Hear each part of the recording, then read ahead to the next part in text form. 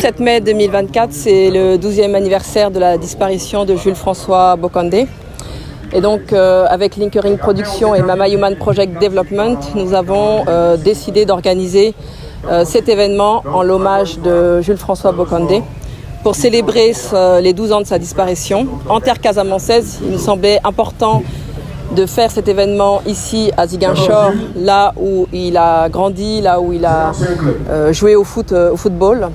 Donc on a organisé cet événement sur une semaine en Casamance. On démarre aujourd'hui à Ziguinchor et on organise cet événement en partenariat avec la mairie de Ziguinchor, le conseil départemental de Ziguinchor. Alors aujourd'hui c'est le lancement officiel de la semaine d'événements. Donc on démarre avec une table ronde sur l'héritage de Jules François Bokandé, où on a invité donc des participants, des professionnels à participer à cette table ronde, comme Daour Gueye, Abdoulatif Diop qui a écrit le livre Bokandé la légende, ainsi que le professeur Fall et Noah Cissé, ancien président du Casasport. Ensuite, nous allons poursuivre avec une exposition photo autour de la vie de Jules François Bokandé. Donc le vernissage aura lieu à 18h45.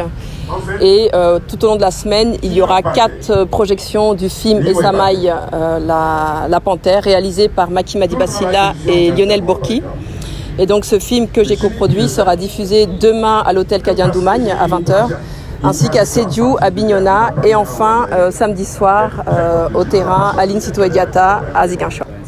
Alors pour nous, cette célébration, c'était pour marquer la mémoire de Jules François Bokandé, pour rendre un hommage à ce sportif qui a marqué en fait le sport sénégalais, mais aussi le sport international. Il fait partie du patrimoine sénégalais, donc pour nous c'était important de lui rendre un hommage et de faire perpétuer sa mémoire et auprès de... Je pense que c'est d'abord une très belle initiative parce qu'un enfant du pays, un enfant de la région qui a eu à réaliser tout ce qu'il a eu à réaliser pour le pays, je pense qu'il ne faut pas non plus l'oublier, il faut perpétuer en réalité cette légende. Aujourd'hui, certes, on n'est pas nombreux, mais je pense que petit à petit, chaque année, il faut continuer à perpétuer cela. Et quand Maki et tous les organisateurs de cet événement-là m'ont contacté, ça a été vraiment un honneur, un plaisir vraiment d'être là.